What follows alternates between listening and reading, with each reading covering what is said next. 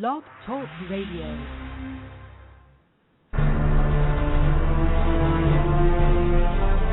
There's a mystery lurking the forested areas of the world. Many have seen something, but what is it? Are they seeing known animals? They claim they walk upright, like a human. There are so many eyewitnesses. Can they all be wrong? Is someone just playing a trick on people? Or is it possible a large bipedal being could exist in the forests of the world? You have a decision to make. Do you believe it exists? These are the topics we discuss on Sasquatch Watch Radio.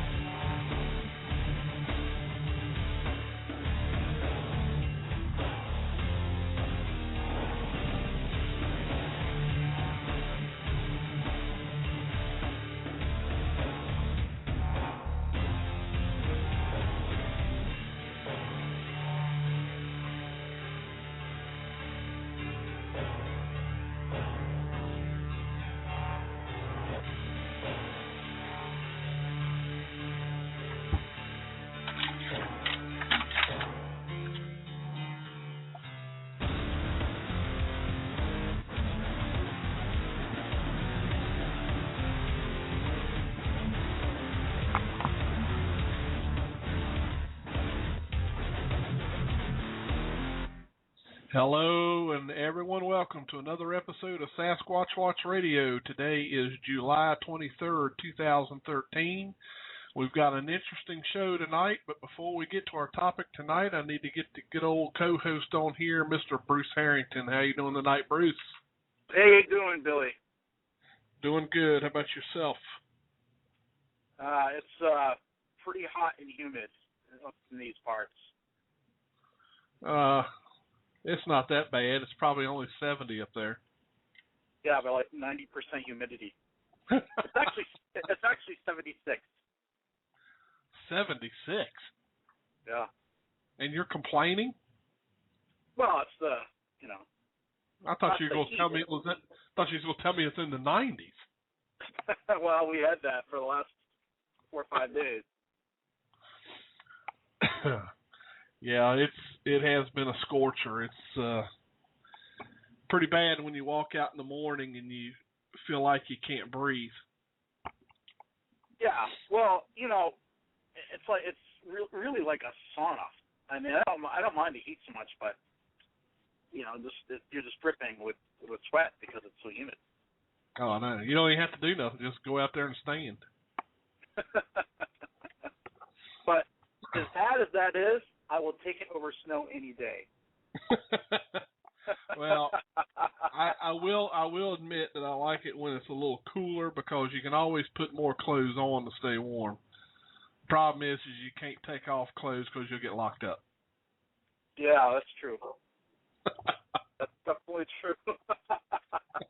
We have an interesting topic tonight, though, Billy, don't we? Yes, we do.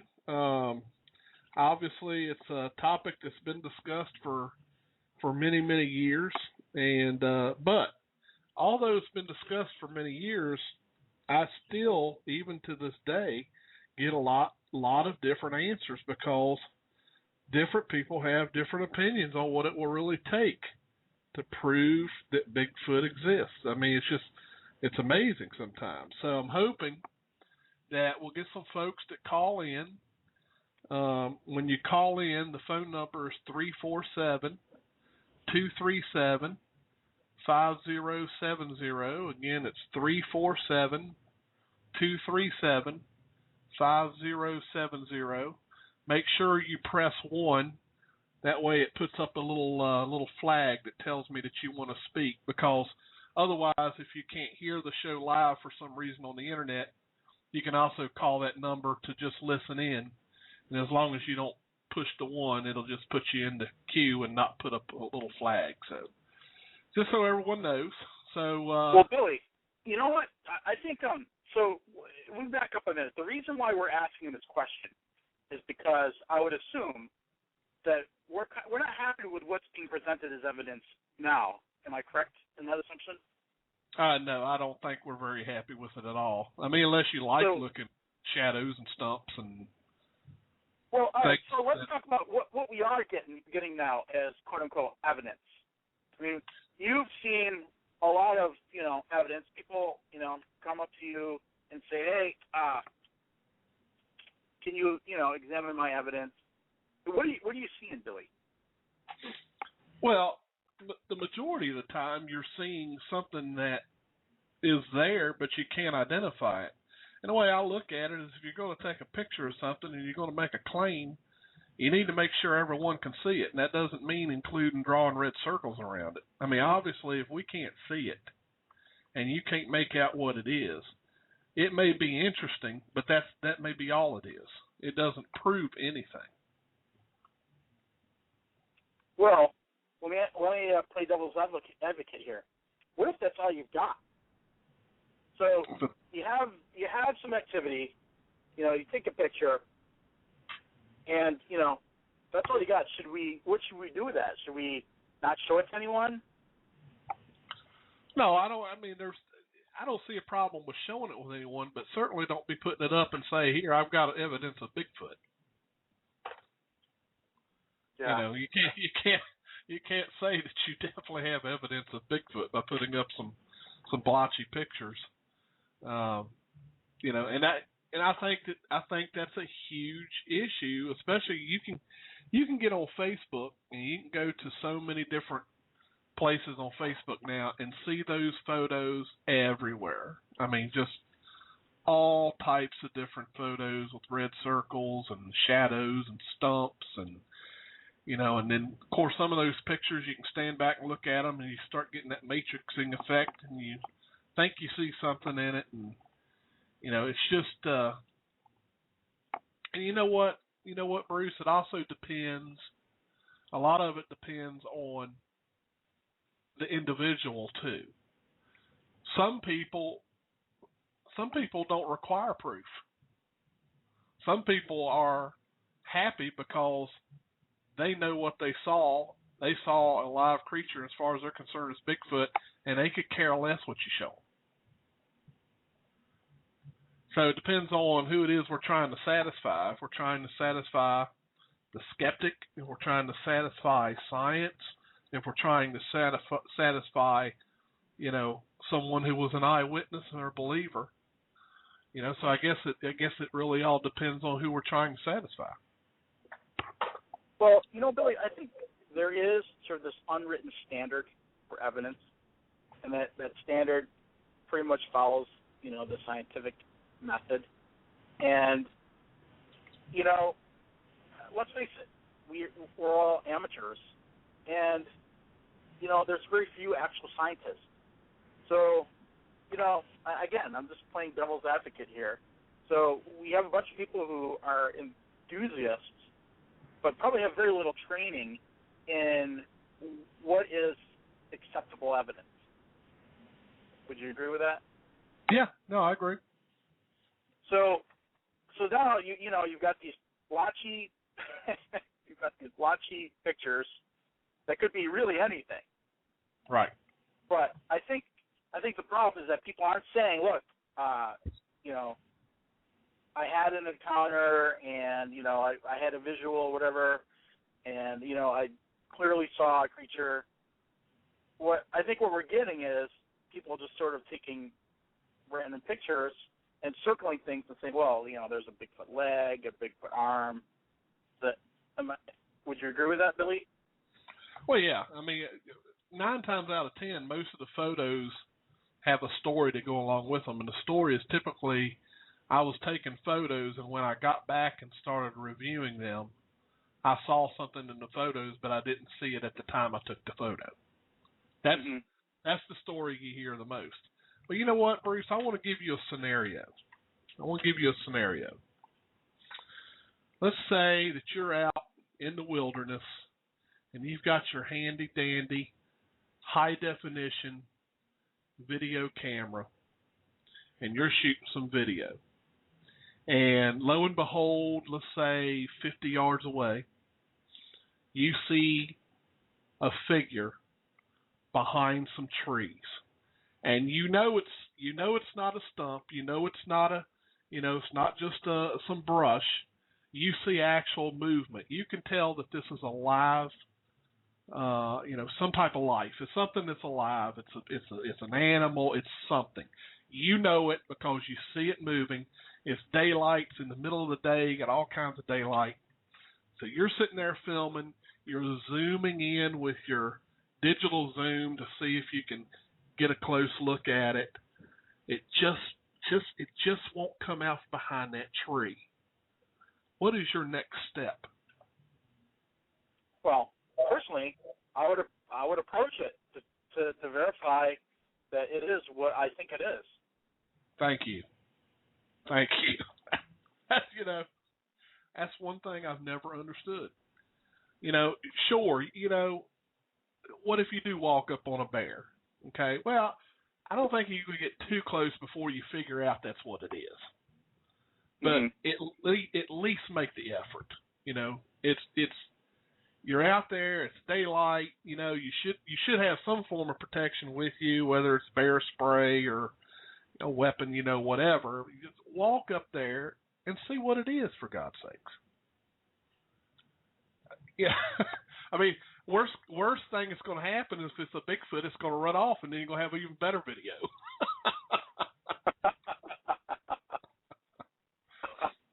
Well, or better yet, it might attack you and have the best video ever. You might get some DNA evidence from its bite marks on your rope. Exactly.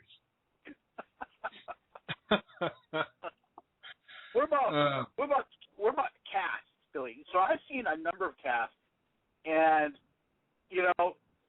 quite frankly, there's a lot. I've seen a lot of casts, which to me could be an impression, obviously, but not an actual footprint. I tell you, I have seen a lot of photos, particularly around drainage areas and streams that are obviously washouts. In other words, the water level gets up, you got a rush of water coming over, a rock or whatever, and it just washes out this impression. And you look at it just right and say, hey, that looks like a footprint. I mean, I've seen a lot of that, especially if there's no toes, that kind of thing. It just has the shape of a foot minus the toes. I see a lot of that. But then again, well, here's a good example. Back in I believe it was March of this year, we found some prints in an area in Central Virginia, and lo and behold, there was no doubt about it. These were footprints, toes and all, complete footprint. So obviously we casted them. But can I say that print is a Bigfoot print? Absolutely not. I'm not an expert in anatomy. I'm not a scientist that can make the determination that is indeed not a human print and it's something else. So casts are great, but you have to have them authenticated by somebody who knows what they're looking at. Mm-hmm. Speaking of casting, Billy, I actually, we talked about that video that Dave Rupert did. I actually did post that video on YouTube. If you go to YouTube and type in 2 keywords, Preacher Weekend, 2 words, and do a search, you'll see Dave Rupert in his camouflage. That's the video. Now, I was going to edit out my comments, but people unanimously said keep them in there. So I did not edit out my comments. So there's a little banter going on between Mr. Rupert and myself. So, it's all in good fun, so don't take it seriously. But it is kind of humorous. I'm sure. It's Rupert at his best, right? Which, Billy, that's not really good on any given day either, you know? Oh, gosh. I'm sure everybody will be checking that out now. It's going to be funny. It's a long video. It's like 16 and a half minutes. But it's classic Dave Rupert. So if you know Dave Rupert, you'll know what I'm saying. But back to our discussion. You know, the thing, too, Billy, is that, let me put it this way. We have a crystal clear video, you know, i.e. the Patterson-Gimlin film, right? That is a very clear video shot with very good quality film, and even to this day, you know, it's still controversial. Yeah. So if you show up with a 5x7 photograph, or now everything's digital nowadays, but you show up with a photograph and you have to circle something, I mean, you must realize that that's not going to pass muster. Right. Right. Oh, you definitely don't have to circle the subject in the PG film, that's for sure. Right. That's pretty obvious. But again, look, that's another grand example still. Here's the PG film. It's been in existence since the 60s. And you have to admit, that's about the clearest thing we've ever gotten, and it still isn't enough. Right. Still isn't enough. Well, we've had a caller that's been holding here for about 8 minutes, so let me get them all on here. Caller from the 814 area code, you're on the air. Hey, Billy. I think this might be Mr. Rupert. Well, it is. Oh, no.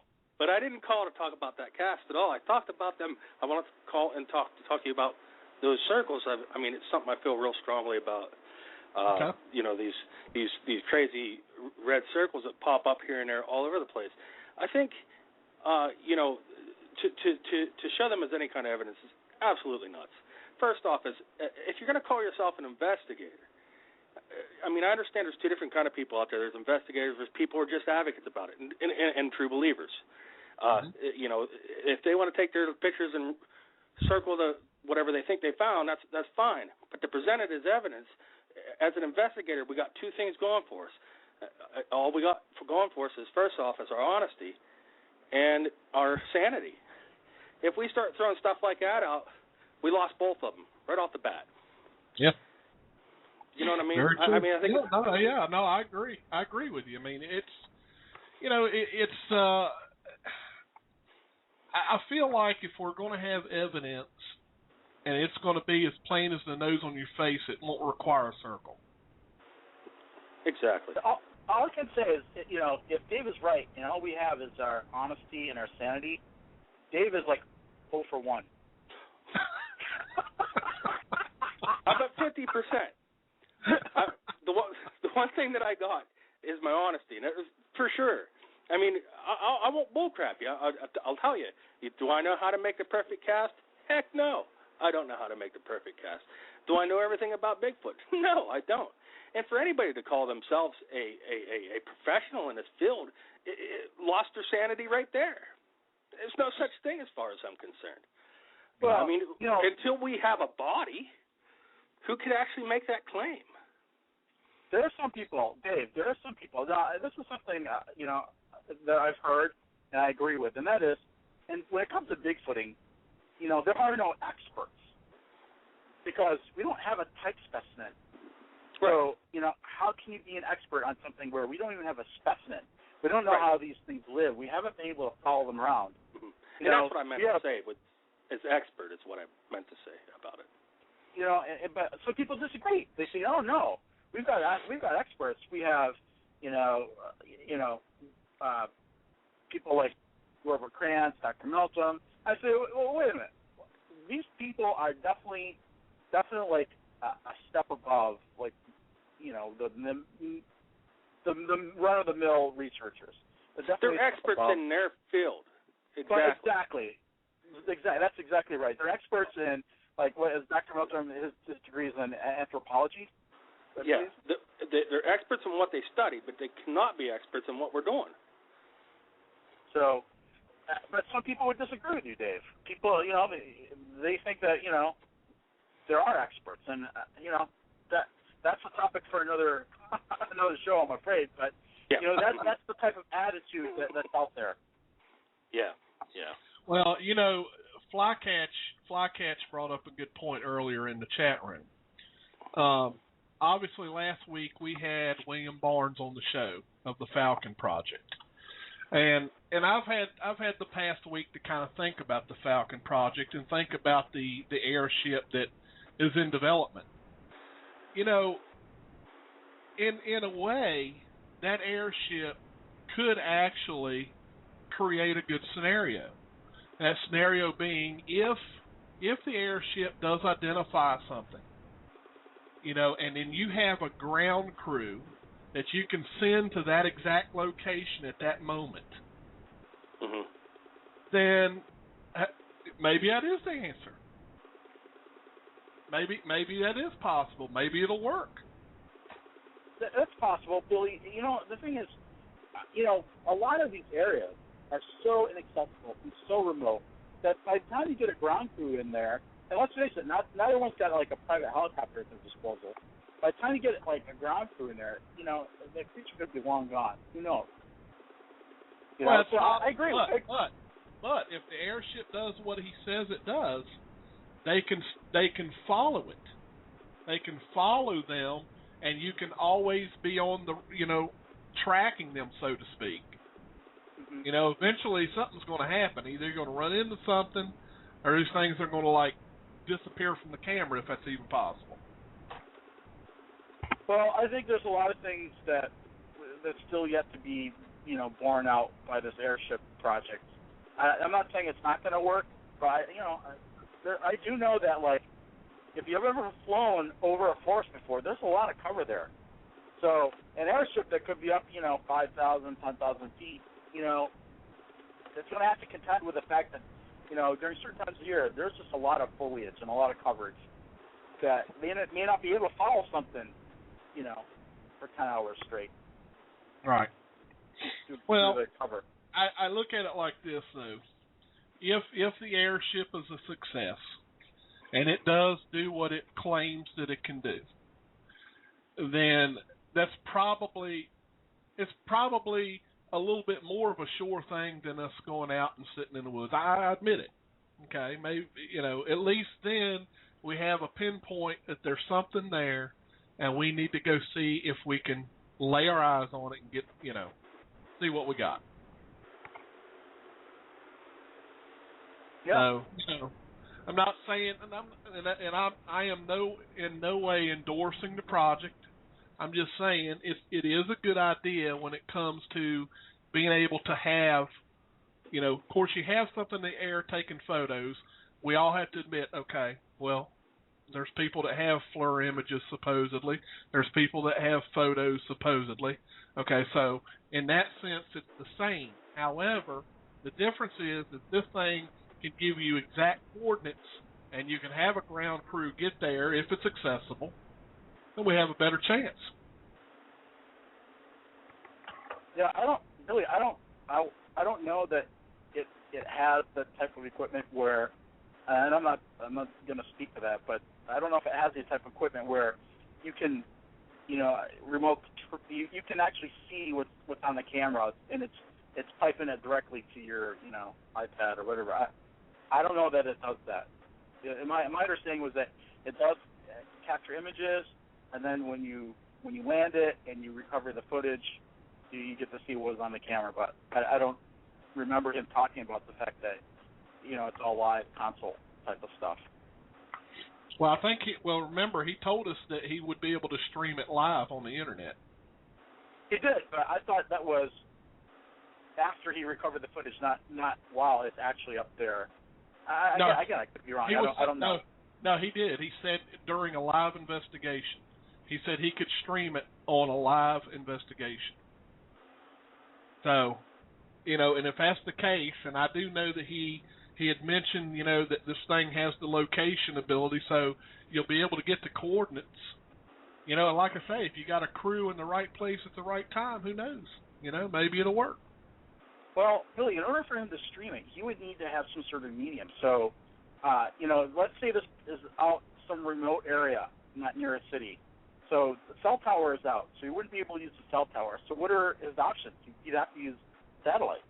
And satellite data communications are very, very slow. Well, not only that, that can also be cost prohibitive. It's extremely cost prohibitive. And, you know, most satellite phone companies charge you by how much data you're getting. So Right. So that's why I say I don't know that it has the capability. And again, I could be wrong. Maybe he has it figured out. I just don't know how that would work in that scenario. Right. Well, it's interesting nonetheless. I've been kind of thinking about it, and that was really that was probably the biggest advantage I could see with it. Because like I say, we've already got FLIR imaging, supposedly, alleged FLIR imaging. We've got alleged photographs. We've got alleged videos. None of those are working at this point. So, but, you know, now if you have a device that tells you where it's at and you got a ground crew nearby to get to the spot, then maybe that's, you know, who knows. But well, let me ask you this. While we're on the subject of FLIR or thermal imaging, you know, what is the value of that? All right, so I get to see a video of, you know, the outline of a creature or the seat signature. Right. What's the what does that prove? Well, that's what I'm saying. It doesn't prove anything unless you can get a ground crew in there to see what it is that you're seeing. Mm-hmm. You know, because again, and you and I both have talked to William Dranginis, and Bill has told. Well, I don't know about you, but he's told me a lot about FLIR imaging, how it works, you know, how you can have the device set incorrectly, how it can be set correctly, and how you can differentiate a human walking through the woods versus a creature without clothing. You know, there are ways of telling if it's somebody walking around in clothing or if it's something that does not have clothing. But you have to know how to set the device. You got to have the training. You know, he's went through the FLIR training, and you got to learn how to calibrate these devices. So, but that's what I'm saying. Again, that's not going to prove the existence, I don't think, if we're trying to prove the existence by way of science. Well, so Billy, I know that you have a FLIR, so why do you bring it out? Why do you use it? Because I can find out if there's something there in total darkness. It is more reliable, as far as I'm concerned, it's more reliable than night vision, with the exception of your higher up third, fourth generation night visions, which are very that's exactly right. Right. That's exactly right, Blake. So, you know, the correct way to use that tool is to, you know, it helps you discriminate between, like, if you're hearing some noise from somewhere, you could actually pierce the veil of darkness with that. And, all right, well, that's just, you know, possum or whatever. Or it's not. Like, whatever it is, it's bipedal and it's big. But that image itself doesn't really prove anything. It just helps you to know that, wow, the activity you're hearing is not coming from a possum. Right. You know? Right. Well, I remember that time when we were all in the woods and we kept hearing something that sounded like it was right behind us, and it sounded huge because we had our parabolic mics, and we were like, oh my gosh, there's something right there, and we turned around and it was a little mouse. It was a mouse. Yeah. That's the perfect example of how well, you know, you can make a thermal work, you know, because you'll have a size comparison when you're looking and say, oh, okay, that's just a mouse, you know. Yeah. Or you zoom in over there and say, wow, that's about 8 feet tall. So, it's helpful in that degree. We got another caller on hold. Caller from the 724 area code. You're on the air. How you doing, Bruce and Billy? Hey, what's up, Brian? Hey, great show tonight, as always, guys. Thanks. Hey, as far as the evidence, and I just talked to you recently about this, Bruce, it's a body, it's a body, it's a body. That's what you need. That's what science needs. That's what, as being a cryptozoologist, you need a body to identify that specimen. You can have the most crystal clear picture in the world, and I do think the Patterson film is legit. I think it does show a female Bigfoot, but it's not convinced anybody. It's not said that the creature is real. I think you're gonna need a body. Just plain and simple. We've all looked at the pictures with the red circles, and I actually got one from Salt Fork from the fisherman Creature Weekend last year, but they don't prove anything. All it proves is there may be something in that picture. If the picture is crystal clear, it's too crystal clear. If not, it's a blob squatch. You can't win with photos, I think. So you need a body. Well, Brian, what about these no-kill groups? You say, well, you don't need a body. You just need a good picture. I still think you need a body.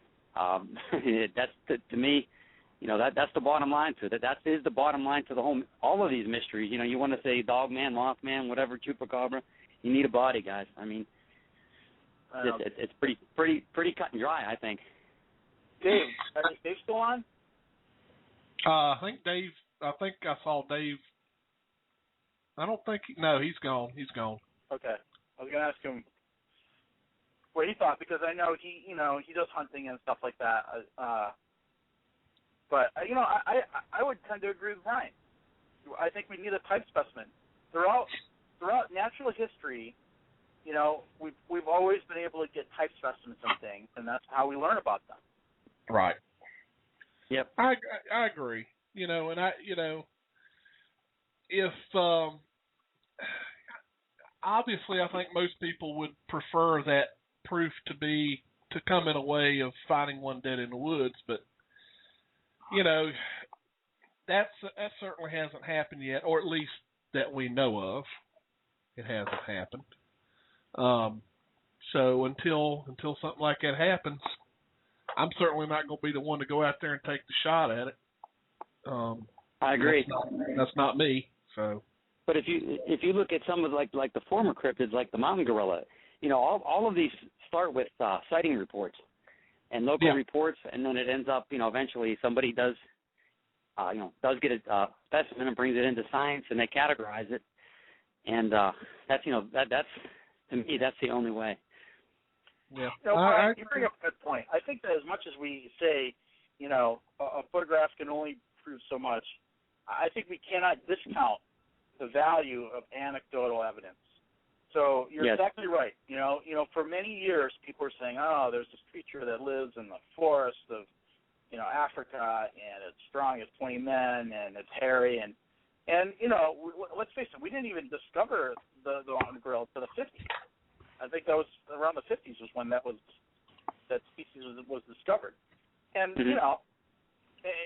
for many years, the natives who lived in that area, they talked about these creatures, but most Westerners kind of scoffed, they can't be. We've pretty much documented every animal out there, of that size. So again, don't discount the anecdotal evidence. Mm-hmm.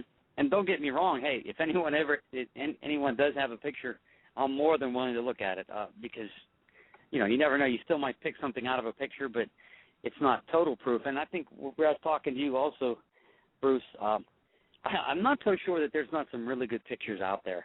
I came to this conclusion a couple months ago just talking to some people that I think there's a lot of people out there that have property, big lands, maybe they have game cams, things like that. They may have proof, but they don't want to say anything to anybody because go on any blog and have anybody who shows a picture on a blog and they're attacked viciously like piranha. It's a blob squatch. These people, we attack ourselves, we devour ourselves. So, if I'm on the outside looking in, I'm like, I don't want to have anything to do with these people. To be quite honest with you, you see, you see how we attack each other with any photos that's out there, and then it gets into a big ego match, and so there may be some really good evidence just sitting in somebody's dining room table, and just they don't want to show anybody for fear, being ridiculed and being ripped apart. Yeah. So you really think there's a good picture out there somewhere, Brian? I do. I think that there's some evidence out there. Maybe probably not a body, but I think there's some really good pictures, maybe some good videos that not everybody wants the limelight, right? Have we talked about, Bruce? Not everybody wants to be in front of the camera, or have to be up in the spotlight. Hey, I caught Bigfoot. Some people just want to leave it alone. They want that mystery out there, and they'd rather not let anybody in on it. Well, I think Dave is back. Are you back, Dave? Yeah, I'm back. Can you hear me? Hey, Dave. Hey, how's it going? I just had a quick question for you guys. I was listening, and if we do find a body, what do you guys think we should do with that? What would be the right thing to do? Not turn it in and protect Bigfoot? And does Bigfoot really need our protection? Well, I will tell you that no, Bigfoot does not need our protection. They have seemed to have done quite well over all these thousands of years, so I don't think that they require protection. However, we do have to realize that if a discovery is made, it is possible that everyone and their brother and mother will be out looking for it. So it could cause a little bit of an increase in traffic through the wilderness. Yes. Or maybe even a huge decrease in traffic through the wilderness. Well, depends on the person.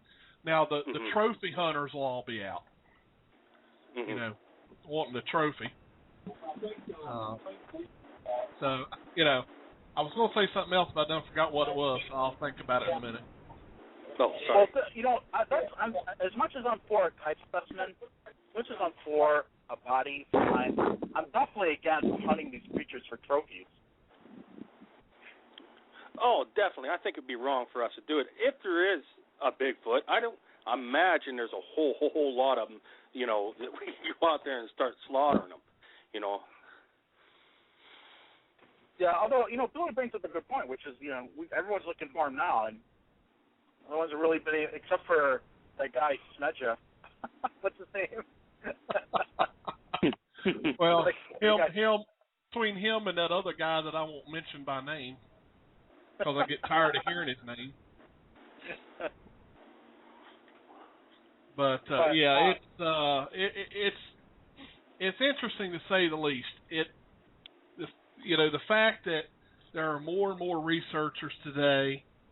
Everybody's out trying all types of different things, from trail cameras to night vision to thermal imaging to these new plot cameras that take photos every few seconds. I mean, everything, people are trying all types of strange things. And still, we don't have anything that we can call the proof of Bigfoot. Agreed. Yeah. I mean, it's true. Well, now, let me ask you guys this. Go ahead. Okay, go ahead, Billy. No, go ahead, Bruce. Well, all right. As much as you guys have been out in the woods, and I've been out with all of you guys, as much as you've been out in the woods, what do you think the most likely piece of it? I mean, right, a body would be great, but we haven't really been too successful with that. What's the most likely piece of evidence you think you're going to come across in the woods? Footprint. Yep, footprint, I agree. Hair sample. Yep. I think a lot of times a footprint, like, I don't know, I mean, I know we've all experienced this, here in PA and Ohio, a lot of our ground is so hard. I think the likelihood of coming across a hair sample is higher than a Bigfoot, a print, a good print. Yeah. Yeah. I mean, that's what we're likely to find, footprints, You know, and again, you know, in the past I've talked about stick structures and tree formations. I'm still not totally convinced that that's Bigfoot evidence at all. No. It's interesting, but I'm still not convinced that, you know, 100% that that's what that is. Well, we've had this discussion before, Billy, and you know, about the tree structures and the X formations. You see this popping up all over the place. Even I've noticed it out in the woods, and present that as evidence, it's wrong. I mean, you can't, because that's not suggesting anything. I mean, weather does some strange things, and there's always fall down. But the fact of the matter is if we see something out of the place, I think as researchers, the best thing to do is to keep it in the back of your mind. Note it, and maybe it's just a piece of the puzzle we can put together later on. Right. Dave, I agree, Dave. Just note it. You know, maybe take pictures or note it, and just keep it in a file and then go from there. But yeah, I mean, definitely note it. But yeah, like you said, I wouldn't present it unless you actually, as far as I know, no one's ever seen a Bigfoot do that. So I'm really surprised to hear Dave say that, because I've been out in the woods with Dave, and we've seen deadfall, and he's told me to take a picture of it. I only told you to take a picture of it. You know why I told you to take a picture of that.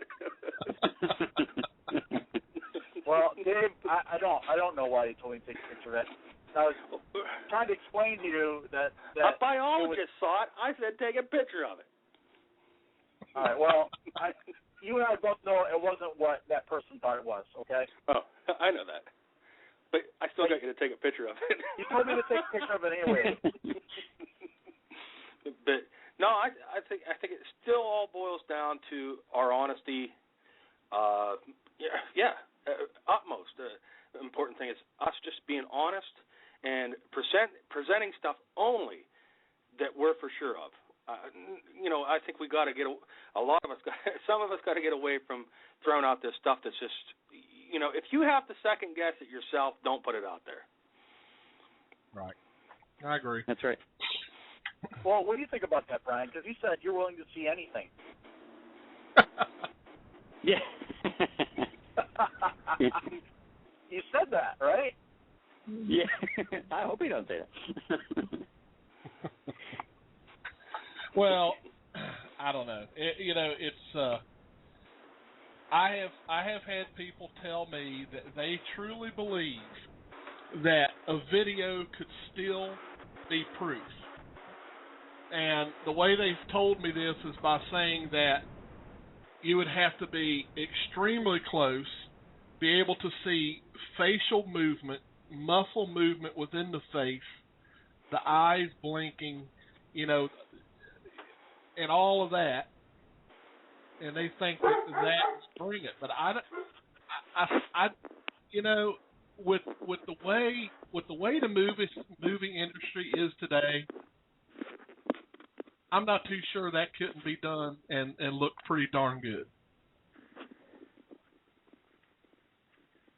Well, I think you're right, Billy. I think those things are probably easily hoaxed these days, but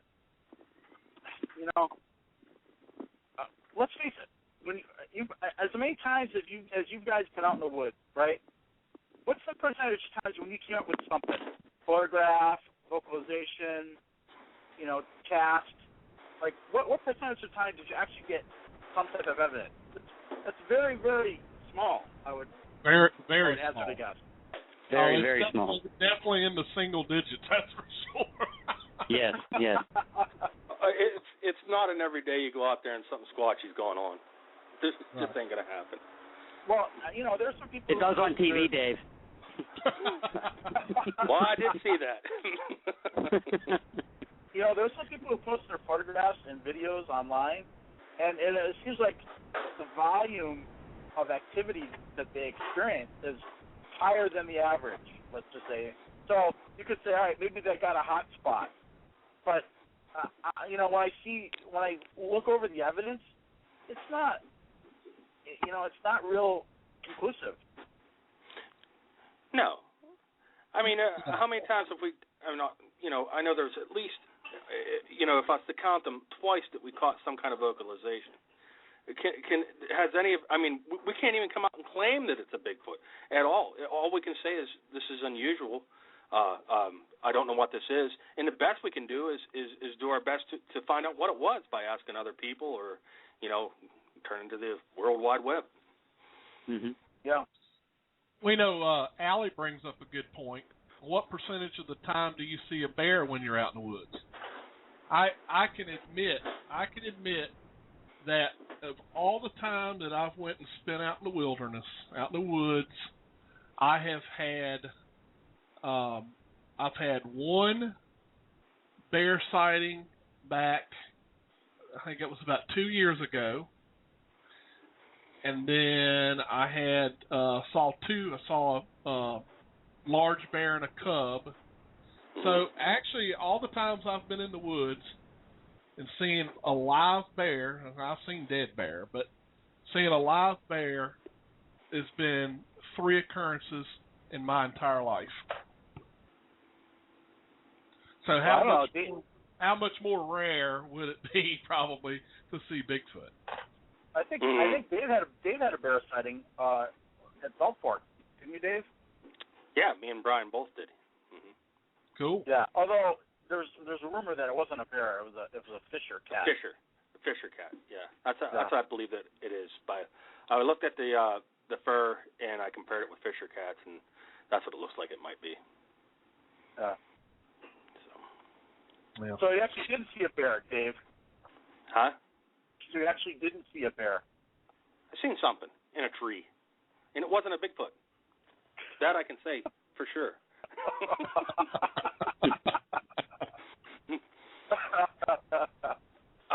But I agree with you, Billy. How many times, whenever you just go out in the woods, just out for a walk or whatever, how many encounters do you have with bears? I mean, I've had my encounters with bears, but it's real slim. There's not too often. How many times, really? I know you say that you've seen bear carcasses. That's something I've never seen. I've seen two. Okay. I mean, I've seen two too, but these ones I think were dropped off. The 2 that I found, but I've never seen one just lying out there. But for the most part, for most of the hunters you talk to have never even seen a carcass. But I mean, I'm sure at times it's happened, but it's just something that I've never got to see. But yeah, I agree with you.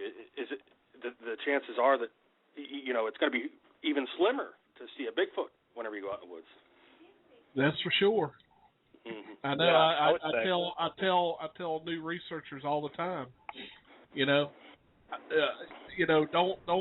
get the idea like on TV that every time you go out you're going to see or hear something.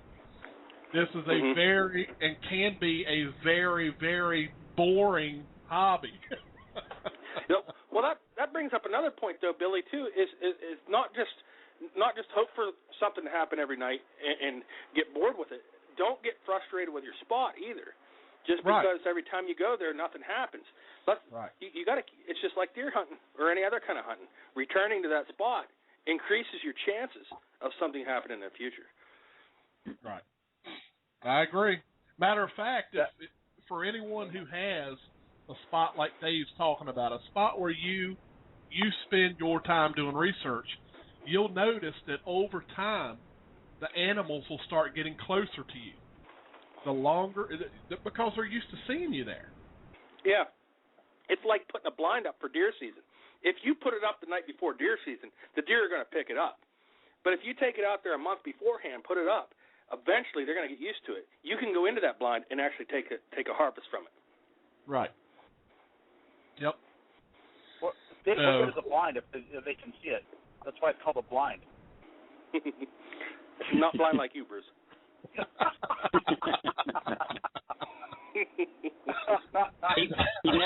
He would never miss a steak, Dave. Man would never miss a steak nor a tent couch. That's how you could get Bruce in the blind every day. Just throw a steak in there daily.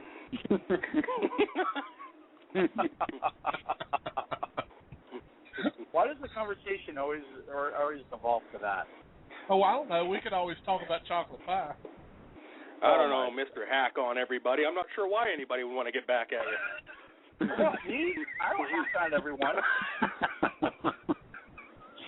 I just make observations. That's all. No. Watch that video, and everybody will see exactly what I put up with every time we get together. This is a great video. Whoever hasn't seen it, it's a great video. You got to see it. My kids just watched it as your show was going on. They were howling. So. You show it to your kids, Brian? Yeah. There's no rating on that. Because Dave's showing his middle finger in that video. Dave truly is a legend down here. So. Yeah. Yeah, he's a legend in his own mind. Goat man. I think Dave needs to let his beard grow out a little fuller and get on Duck Dynasty. I'm working on that. Dave's beard is like number 3 steel wool. I don't know anything that it could compare against. You know what I like to do to Altman whenever we go out in the woods? I like to pull out my beard and put it up in a tree and say, "Look what I found." And then I watch him put it in an envelope. Well, you won't trick him no more because he listens to the show. Oh, shoot. He'll know now. Oh, yeah.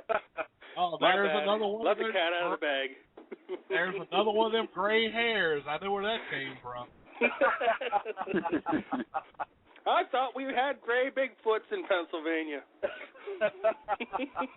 There are white, Dave. There are white. I don't know. Let me ask you guys this: in your collection of evidence that you not that someone brought to you, but that you actually got yourself, what would you say is your most prized piece of evidence, Brian? Well, actually, as far as what I've actually found was nothing. I do have the one cast from Paul Johnson from the 70s up around Butler, but I haven't actually found. Dave disagrees and talks about those prints that we found at Beaver Creek, which we told that by Jeff Meldrum they were human, but some people have some questions about those. That would probably be my best. Yeah. What about you, Dave? I would have to say was our hair samples that we collected a few years back. Here's the unfortunate part about that. Even if it was Bigfoot, even if we're holding right now, the Pennsylvania Bigfoot Society has Bigfoot hairs in their possession. The fact of the matter is we don't have no money in our possession, so we ain't never going to know.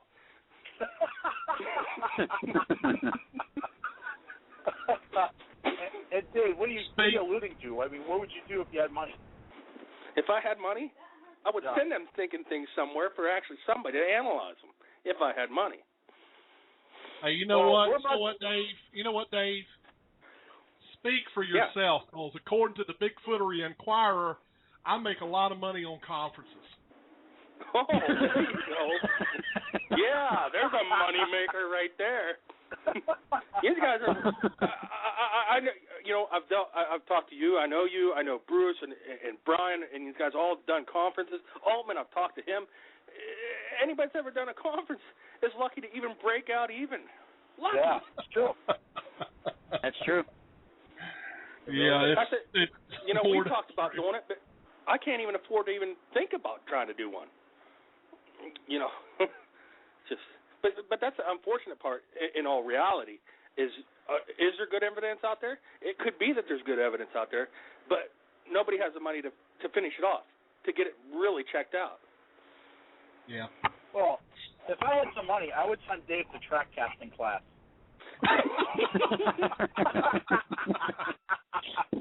If I had the money, I'd build a wall around Pennsylvania. We didn't let you in it.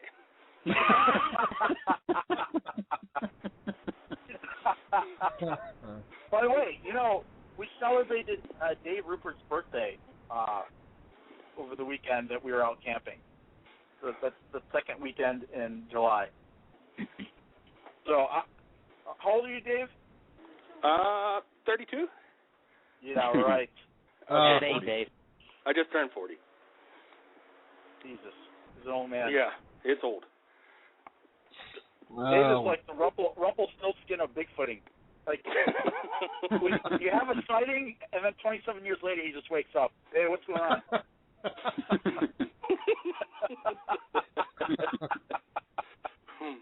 Wow. Well, you know, my point asking that question is, like, I've known researchers who've researched for 30 years, and they've told me quite openly, quite frankly, they've never found a track that someone hasn't, like, shown them. Like, they never came across a track themselves. After 30 years of trekking through the woods, you know, they never came upon a track, like, themselves. It was always a track that someone said, oh, yeah, I found a track, and they would show them where it is. So, you know, it is really rare to get evidence, you know, legitimate evidence to begin with. Very rare. Yeah. Anyone who's finding it all the time, Bruce, those are the ones you got to question. Yeah. Well, you see the videos on the internet all the time, and the photographs and the red circles, and it's kind of like, you know, and people get mad at you when you point out to them, like, I don't see it. You know, I've actually had people come up to me and say, oh, I want you to take a look at this picture, and, you know, and I say to them, and I try to be polite, but look, I don't see what you're saying. I see, like, a dark something blob, but, you know. I had a picture presented to me one time with a circle around it, and said, "Do you see that?" And the situation that I was put in, I was afraid I wouldn't get a ride back home, so I had to say, "Oh yeah, I see that." And I couldn't see nothing. But what's really funny is that person goes, "That is so cool. Nobody else can see it."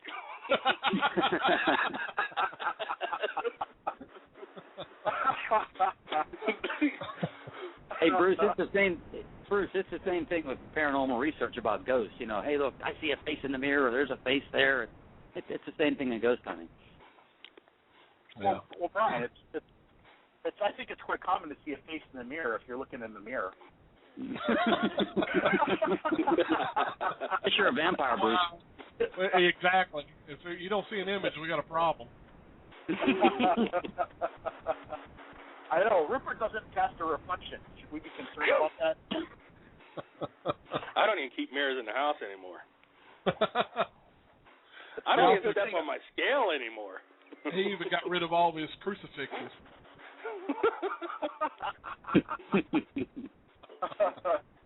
Even the scales, the bathroom scales, are out of the house. Well, let me tell you, if you want to get on a quick weight loss diet, just eat some of your wife's cooking. And oh, here we go. I think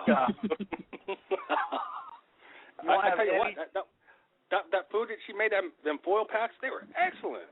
They were awesome. Mr. Finicky didn't want to try them, though, did he, Dave? You're welcome, Kerr. Those foil packs were full of vegetables. Seriously, there was steak and vegetables in there. Oh, well, that's why they were good. Yeah. There was hardly any steak in there. Okay. There was a ton of steak in there. I shared mine with everybody around a campfire. Well, because they're vegetarians. I'm not. No, I was sharing my steak. There was very little steak in those foil packs. Okay. There was a good bit of steak in those foil packs. No, there wasn't, Brian. Bruce thinks there's a little bit of steak if it ain't the whole freaking cow. Well, you know what it is? Hey, Bruce, I think I figured it out. They put very little steak in yours on purpose. They gave you the vegetable foil pack. I don't know how Carrie made those, but I think she took like lawn clippings and said, "Oh, let's put this in tin foil and put it in the fire." Well, all I heard was, "I can't eat those, Dave. My parents used to send me out in the garden to pick my own beans." He said, "That's a lot like getting your own switch." You know, Dave, that's the last time I share any stories from my childhood with you. No, it won't. It won't be, Dave. He tells us stories all the time and tells us the same thing.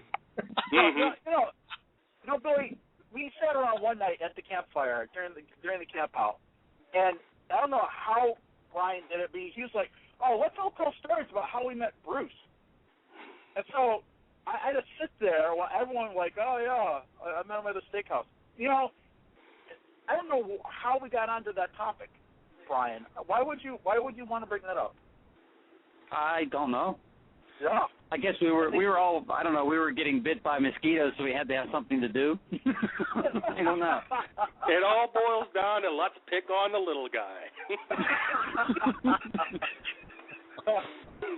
You're the same height as me, jackass. I believe I'm a half inch taller. You're the bandana. Okay.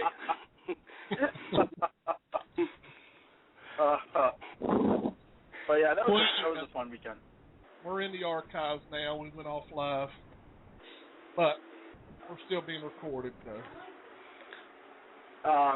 But yeah, I mean, it's this whole thing about the evidence has been kind of a, you know, for people who have been doing research a long time, they kind of put up with it, but it does get tiresome after a while. Yeah. You know? Well, you know what it is, Bruce? I mean, after a while, like, you know, me and Dave have talked, it's just being out there and being out in the woods with your friends and, you know, just enjoying their company and enjoying the wildlife and the settings. You know, the Bigfoot is actually just a plus when you get down to it. And that's why we go out there, but I don't think it's the only reason we go out there anymore. So. Agreed, 100%. And to be honest with you, fellas, I mean, sometimes I ask myself that question is, do I really want to prove this? I'm having a blast looking for it. Yep. Mm-hmm. Yeah. Well, you know, I think we all have a great time, and that's one thing that I've always said. If it stops being fun, it's time to get out. It's time to quit. Yes. If it's a job, forget it. Well, Billy, I think most people will agree that it's being out there is the fun. It's putting up with all the political crap and everything else that's not fun. But being out there, I think 9 out of 10 researchers are going to say that's why they do it. It's just the rest of the stuff that can get tiresome. Well, I agree with what Billy said. If it stops being fun, it's time to get out. I almost hit that point while I was videoing Dave trying to catch that track. I almost hit that point.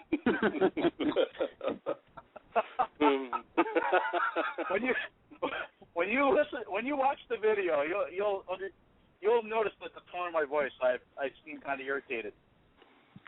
Yeah, well, I don't remember. I think I recall me calling you a rash, so I think I was a little irritated myself. He called me a rash and a mouthy cameraman. Yeah. Yeah, it was hilarious. I was laughing the whole time. I did hear about the mouthy cameraman. I did hear that. I know. And you know what, Brian? Thanks so much for, I'm trying to, get Dave to be serious about this video, and you're laughing your head off behind the camera, and you're encouraging him to be a goof. You never have to encourage Dave. Serious, Mr. Mouthy. You're the one that egged on the goofiness. How did I egg on the goofiness? By making your little sly comments.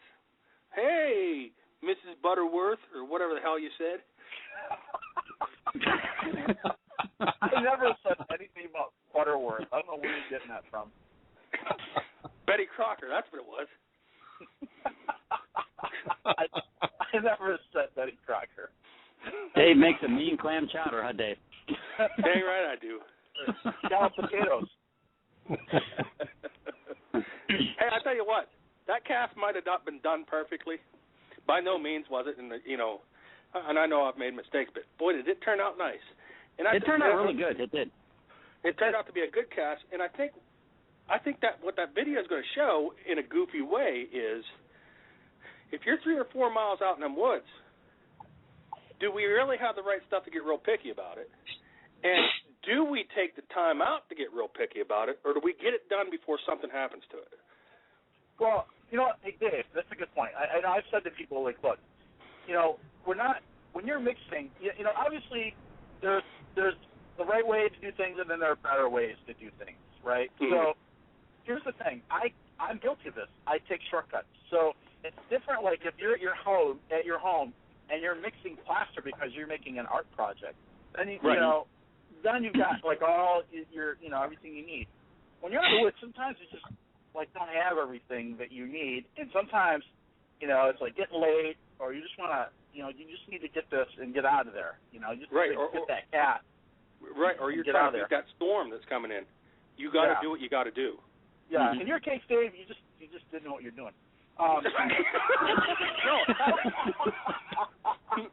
In my mind during that video, I was pretending there was a storm coming in. And I'm going to stick with that story.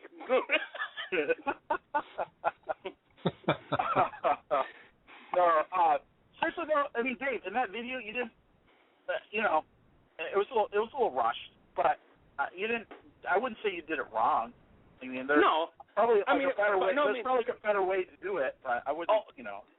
Definitely better ways, and there's always something to learn from it. Like we've said right at the beginning, is there a class that we took to do this? There wasn't. We're learning on our own as we go, and that was a work in progress type thing. What did I see that I did wrong when I pushed them sticks down? I saw it, and you were right. You pointed it out, and you was exactly right that I changed the shape of that foot, and I didn't realize it as I was doing it. It was by little bits, but it was enough to. It actually changed the shape of the foot. Now that's something I'm going to pay attention to next time I do do one. Yeah. And sometimes you don't even need a border. Sometimes, to be honest with you, if the track is good enough and you don't have that much plaster, just put it in. Make sure you get the print. So, like you said, you have to improvise. Improvise. That's exactly right. And make sure you actually pour the plaster into the impression, not like how Dave did it, like he was pouring around the edges. Like he was pouring Alfredo sauce on his feta cheese, I wanted to make it look square on top. And then he pours it around the edges, and he runs out of plaster. There's nothing to put actually in the depression. Well, I had to go mix more. I know. We would have had to go all the way to Walmart, Dave, to get it. I know. And then Dave's plugging his fashion values. Oh, if it weren't for Walmart, I'd be naked right now. Dave, that's not really. We don't really need to go into that in this track casting video, okay? It's my thing. Whenever I did the survival thing at your conference, I said the exact same thing, And it's true. I love Walmart. Yeah, my kids were laughing at that, Dave. They like that comment. Because my son used to work for Walmart, so. Someday, you never know. I might be the Jared of Walmarts. You might want to sell that video to Walmart, Bruce. I think Walmart would roundly reject that video as a promotion for their products. But in all seriousness, I thought Dave came across very well in the video, and the mistakes that were made, I think they're just good warning tools, to all right, this is what to look out for when you're casting. And again, that video was very impromptu. It was something, I said, Dave, I'd like to video your track casting class, and it was just like off the cuff. So I appreciate, Dave, being game for actually wanting to do the video. And exactly, Bruce, and that's my point. I mean, I was trying to remember how much I got paid to do that, and it just wasn't enough to put up with them comments. Yeah. Well, trust me, Dave. Dave, trust me, the joke was on me, okay? Yeah.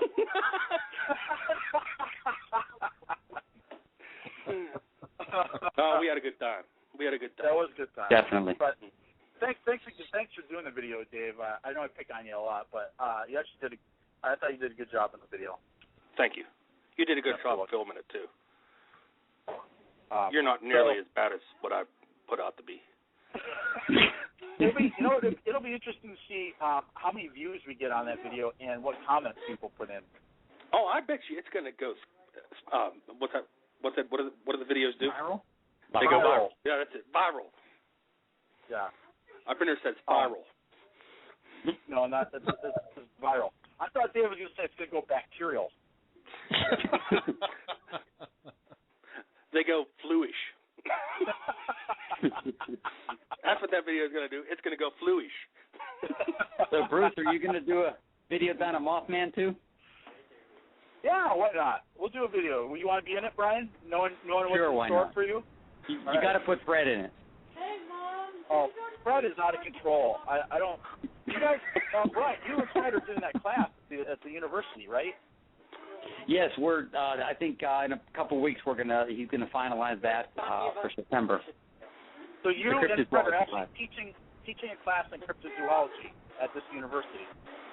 Yeah, obviously it's a non-credit. It's a free class. Anyone there that can come to it. It's 6 weeks, I believe. Oh, that's pretty cool. Now, do you actually get like a degree in cryptozoology when you finish your class, or? No, it's just basically for fun. It's a fun non-credit class, just to kind of give people an introduction. As far as I know, it's going to be the first cryptozoology class in the area. So after 6 weeks, are you going to wish like you'd spent your 6 weeks learning like macrame or something? Probably would be more lucrative, yes. Well, I really appreciate you guys coming on the show and talking about this subject. You guys have been researchers for quite a while now. And Dave, what are you laughing at? I'm not laughing about a thing. That wasn't me. I think Brian was sniffling. How many times I'm not have I laughing. told you I'm not laughing. Not to watch Gilligan's Island while we're doing the show? I think Carrie was laughing. She sounds like a little bit like Gilligan. Poor Carrie. You're always picking on Carrie. Or does she sound like the skipper? At the beginning of the video, Carrie does have like a speaking role, but I won't say what it is. Oh, it's horrible. It sounds like a freaking Sasquatch giving birth.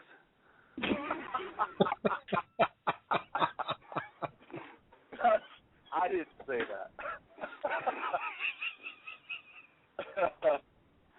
But, so thanks for coming on the show and talking about, this topic of evidence. I know it's kind of like, we talked about it informally, but, it's one of those things that, crops up every now and then when you talk to other researchers. Well, thanks for letting us come on. Yeah, no problem. Thanks for letting us come on, Bruce. Shelley. All right, thanks, guys. All right. Have a great night, guys. You too. All right. Okay. Bye. Bye. All righty, Bruce. I think we wrapped up another one. Another show. It's crazy as it may have been. Time really flies, huh, Billy? Yeah, it does. That actually went by pretty quick. Yeah. So anyway, hopefully we'll see everybody next Tuesday night, 9 p.m. Eastern. And I'm sure we'll have a guest. As soon as I find one. So that'll do it for tonight. Thanks everyone for listening in. Thanks for being on the show tonight, Bruce, and good night, everybody. See you next Tuesday at 9 p.m. Good night, everyone.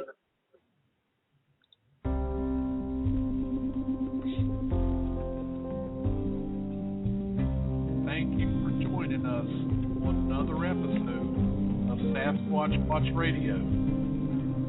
Remember to join us again next Tuesday night at 9 p.m. Eastern.